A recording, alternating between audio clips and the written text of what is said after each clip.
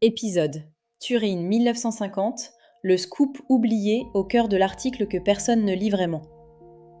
Chapitre 1. Le détail caché de la page 1. Et si le test le plus célèbre de l'histoire de l'informatique n'était pas du tout un test d'intelligence? Octobre 1950. Une revue de philosophie britannique appelée Mind publie un article de 28 pages signé d'un mathématicien de Manchester. L'auteur s'appelle Alan Turing, il a 38 ans, et personne dans le monde académique de l'époque ne s'attend à ce qu'un article paru dans Mind soit lu par des ingénieurs. Le titre est presque administratif, Computing Machinery and Intelligence. La première phrase, elle, est restée dans toutes les mémoires. I propose to consider the question, can machines think? C'est là que l'histoire commence, et c'est exactement là que tout le monde s'arrête. 3 lignes plus bas, Turing fait pourtant quelque chose de très particulier. Il prévient le lecteur que la question est trop floue, que les mots machine et pensée sont impossibles à définir proprement, et il la remplace par un jeu. C'est ce jeu, et seulement ce jeu, qui sera connu pendant 75 ans sous le nom de test de Turing. Sauf que dans le texte original, il ne ressemble pas du tout à ce qu'on en a fait. Le jeu décrit page 433 à 3 joueurs, un homme appelé A, une femme appelée B, et un interrogateur appelé C qui ne voit ni l'un ni l'autre. L'interrogateur pose des questions en aveugle par téléscripteur et il doit deviner qui est l'homme, qui est la femme. L'homme, lui, a une mission précise, tromper l'interrogateur, faire croire qu'il est la femme. Voilà le jeu d'imitation original, un jeu de genre. Et seulement à ce moment-là, page 434, Turing pose la vraie question. Et si on remplaçait l'homme par une machine? Citation exacte. What will happen when a machine takes the part of A in this game? Donc la machine ne doit pas imiter un humain, elle doit imiter un homme, imitant une femme. Personne ne raconte ça. Tous les manuels d'informatique passent directement à la version simplifiée qui circule depuis les années 60. Une machine essaie de faire passer pour humaine, point. Mais ce n'est pas le test que Turing a écrit. Le test que Turing a écrit, c'est un test de performance d'identité. La cible n'est pas la mémoire, ni le calcul, ni la logique formelle. La cible est la capacité à jouer un rôle social convaincant. Une espèce de test d'acteur en aveugle. Cette singularité change beaucoup de choses pour notre époque. Parce qu'en 2026, on évalue les modèles de langage avec plus de 2000 benchmarks différents. On les mesure sur les mathématiques de compétition, sur le code, sur la médecine, et chaque mois, un nouveau classement sort. Pourtant, les vrais champions du marché ne sont pas ceux qui dominent les benchmarks. Ce sont ceux qui performent une identité crédible. ChatGPT a écrasé la concurrence en 2022 parce qu'il jouait le rôle assistant patient et compétent mieux que les autres. Character AI a explosé parce qu'il jouait des personnages. Claude doit en partie sa fidélisation à un ton spécifique reconnaissable en 2 phrases. Turing l'avait vu dès la première page. La machine gagnante ne sera pas la plus exacte, ce sera la plus convaincante dans un rôle. Toute la suite de son article, à condition de la lire vraiment, prolonge ce malentendu fondateur. Et ce qui s'y cache va beaucoup plus loin que le test. Chapitre 2. La section que personne ne cite contient déjà l'IA de 2026. 5 pages écrites en 1950 décrivent en clair l'architecture qu'on a mis 75 ans à exécuter.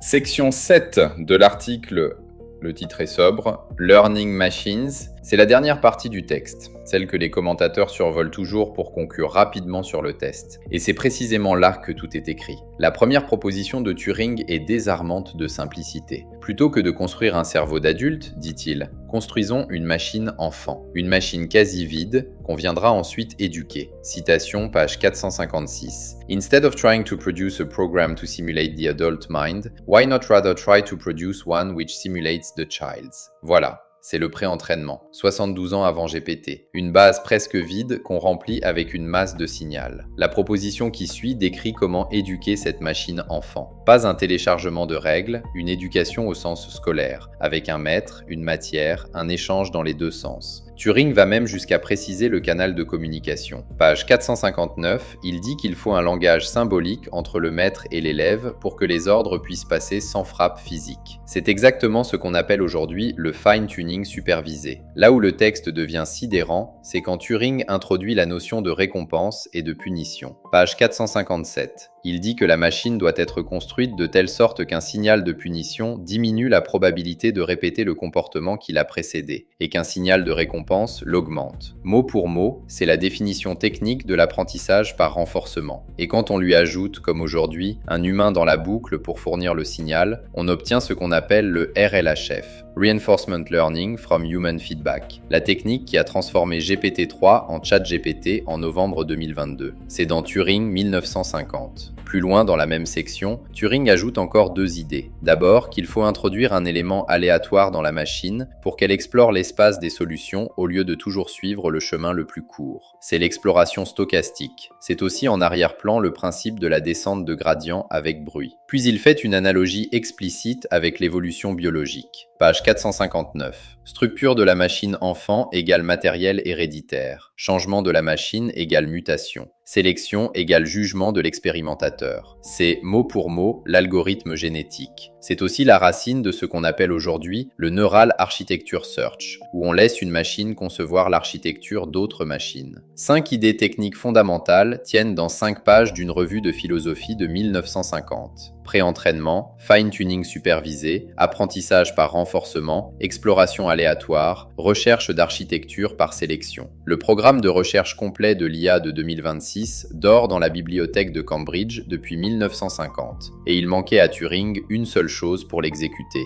un détail technique mineur, une infrastructure planétaire qui n'existait pas. Chapitre 3. Pourquoi un texte parfait n'a pas créé une industrie? L'idée était libre, publiée, citée par tout le monde. La valeur a quand même fui ailleurs. Petite expérience mentale pour cadrer le problème. Imaginez qu'un investisseur de la Silicon Valley remonte dans le temps avec un seul fichier sur sa clé USB, le PDF de Turing 1950. Il l'apporte à 1955 à une équipe de chercheurs qui a déjà l'ENIAC, les premières mémoires électroniques, le début des compilateurs. Et il leur dit, voilà, exécutez ce plan, c'est tout écrit. Que se passe-t-il? Strictement rien. Pendant 50 ans, rien. Parce qu'il manquait 4 couches industrielles qui n'existaient pas, et qu'on a fini par empiler une par une dans un ordre très précis. La première qui manque, c'est la donnée. L'article de Turing repose sur l'idée d'éduquer une machine, et l'éducation suppose une matière. Cette matière, c'est la donnée numérique de masse. Elle n'a commencé à exister qu'avec le web grand public au milieu des années 90 et n'a pris sa taille critique qu'autour de 2010 avec les réseaux sociaux et le mobile. Sans ces 15 ans d'accumulation continue, le pré-entraînement de Turing n'a aucun substrat sur quoi opérer. Vient ensuite le compute. Turing estimait avoir besoin de 10 puissance 9 bits de stockage, soit environ 125 mégaoctets.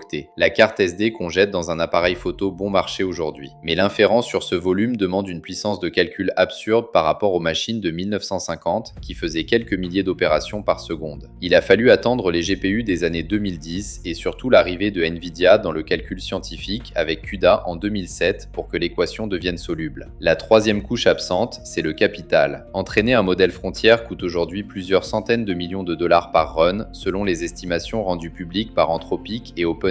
Aucun budget de recherche universitaire n'absorbe ça. Il a fallu un capital de risque concentré, des fonds souverains et finalement les hyperscalers eux-mêmes. Microsoft a investi 10 milliards de dollars dans OpenAI en janvier 2023, Google des montants comparables dans Anthropic. La quatrième couche, et c'est celle qu'on sous-estime systématiquement, c'est la conduite du changement. La technologie ne s'impose pas, elle s'adopte. ChatGPT en novembre 2022, c'est moins une révolution algorithmique qu'une révolution d'interface. Une fenêtre de dialogue, un onboarding zéro, gratuit, viral. 100 millions d'utilisateurs en 2 mois, selon le rapport du BS de février 2023. Tirons la lecture économique premium. La valeur dans l'IA ne s'est pas créée là où on l'attendait. Elle n'a pas atterri sur l'idée fondatrice, qui était dans le domaine public depuis 1950. Elle ne s'est pas non plus arrêtée sur les inventeurs des algorithmes intermédiaires, Geoffrey Hinton à Toronto, Yann LeCun à NYU, qui ont reçu un prix Turing et un prix Nobel, mais pas une part de marché. La valeur s'est concentrée sur les acteurs capables d'empiler les 4 couches simultanément. 5 entreprises dans le monde le font vraiment. OpenAI, Anthropic,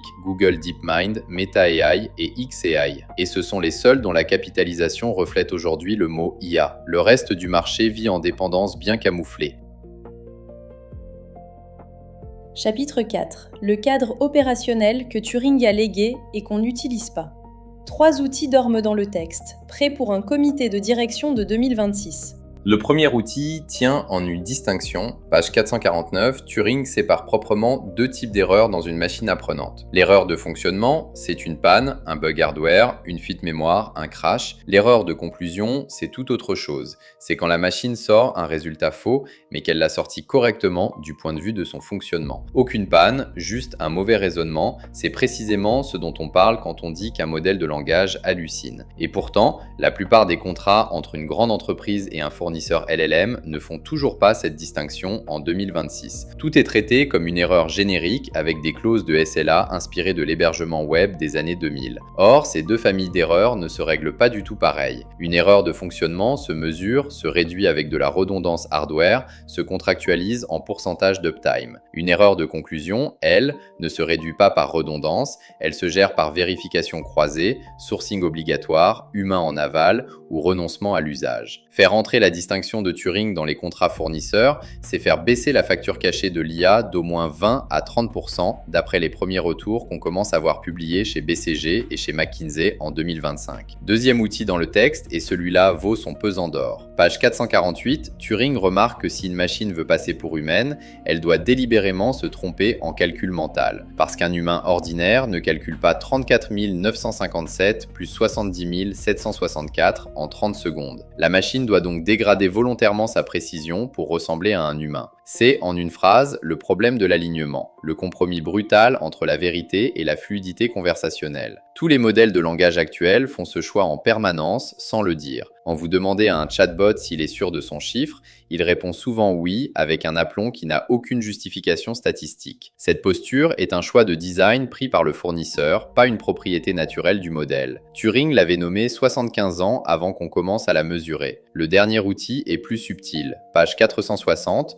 Turing prédit qu'en apprenant comme un enfant, la machine intégrera naturellement la fragilité, l'hésitation, l'erreur humaine, sans qu'il faille la coder explicitement. Eh bien, c'est l'inverse qu'on observe en pratique. Les premiers GPT étaient si polis, si confiants, si serviles, qu'on a passé 2 ans à les rendre artificiellement plus humains, plus prudents, plus capables de dire « je ne sais pas », plus capables de pousser sur une question gênante. Toute l'évolution du RLHF entre GPT-3 et GPT-4 est une réinjection volontaire de fragilité dans un modèle qui avait été lissé à l'excès au pré-entraînement. 3 outils pour piloter une stack IA en 2026, 3 outils tirés d'un texte de 1950. Le génie de Turing n'était pas de tout deviner, il était de poser les bonnes catégories.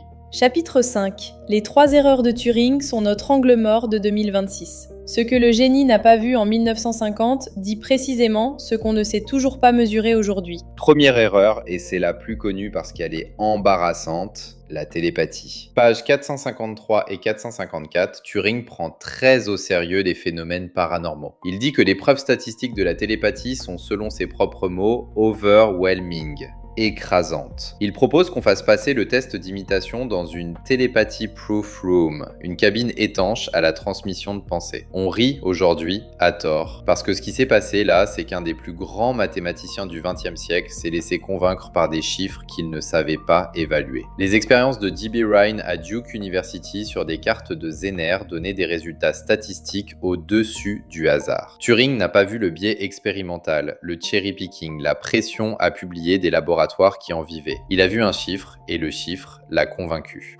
Aujourd'hui, on fait exactement la même chose avec les benchmarks d'IA. On célèbre un score de 92 sur MMLU comme une preuve de raisonnement, sans regarder les fuites de données d'entraînement, sans regarder comment le benchmark a été construit, sans regarder qui l'a publié. Turing et la télépathie, c'est nous et les leaderboards. Une crédulité chiffrée dans les deux cas est tout aussi compréhensible à chaque époque. Le refus de l'incarnation vient ensuite. Page 457, Turing affirme qu'on n'a pas besoin de jambes ni Dieu pour éduquer une machine. Il cite l'exemple de Helen Keller pour montrer que l'éducation passe par n'importe quel canal symbolique. Cette position était cohérente avec son projet qui visait une intelligence purement textuelle. Mais en 2026, le pendule est revenu. L'IA incarnée, les modèles vision, langage, action, la robotique humanoïde de Figure et de Tesla, le pari à $1 milliard de World Labs sur l'intelligence spatiale annoncé en février 2026. Toute cette vague consiste à dire l'inverse de Turing. L'intelligence sans corps a un plafond, et pour le franchir, il faut redonner aux machines des yeux, des mains et la compréhension de l'espace en 3 dimensions. Turing s'est trompé là-dessus pour une bonne raison. Il n'avait jamais vu un robot. Reste la mémoire. Turing estimait qu'1 milliard de bits suffirait pour passer le test, 125 mégaoctets. GPT-4 pèse plus d'1 téraoctet, soit 5000 fois plus que ce que Turing imaginait nécessaire. Cette erreur d'échelle n'est pas un détail technique. Elle dit que Turing pensait qu'on pouvait imiter un humain avec très peu de signal. En réalité, il faut une compression de l'essentiel d'Internet pour produire quelque chose de convaincant pendant 5 minutes. 3 zones aveugles dans le texte fondateur, et toutes les 3 sont exactement les zones où, en 2026, on continue de tâtonner. La crédulité métrologique sur les benchmarks, le rapport encore mal pensé au monde physique, et le mystère persistant du volume de signal nécessaire pour faire émerger quelque chose qui ressemble à de la compréhension. La grille de lecture finale tient en une phrase. Les zones aveugles d'une époque ne sont pas des défauts à corriger ex post. Ce sont les marqueurs précis de ce que la science d'aujourd'hui ne sait pas mesurer, et c'est exactement là, pas ailleurs, que se prépare la prochaine révolution. Turing nous a laissé un programme presque complet, et 3 angles morts à explorer. On a fait un peu du programme, on a à peine entamé les angles morts. Vous écoutiez Turing 1950, le scoop oublié au cœur de l'article que personne ne lit vraiment. Merci d'avoir écouté jusqu'au bout. Si cet épisode vous a parlé, partagez-le,